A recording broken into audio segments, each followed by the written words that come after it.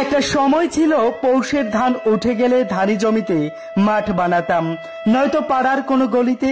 আজব আজব নিয়ম ছিল আমাদের। পিচ সোজা দাঁড়ালে নো বল, আশেপাশে পুকুর থাকলে সেখানে উড়ে গেলে আউট। ব্যাটসম্যান তাদের কেউ একজন আম্পায়ার দাঁড়াবেন। ব্যাট যার সে আগে ব্যাট করবে, টসে জিতলেই ব্যাটিং। সিনিয়ররা আগে ব্যাট করবে, যারা জিতবে তারা পরের ম্যাচে আগে ব্যাটিং। প্রথম বলটা টেস্ট বল। মাঠে কোনো স্থানে ছায়া পড়লে সেটা শীর্ষ নেতার স্থান।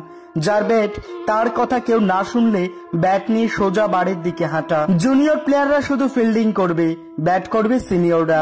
যে বল ফাটাবে সেই নতুন বল কিনে আনবে।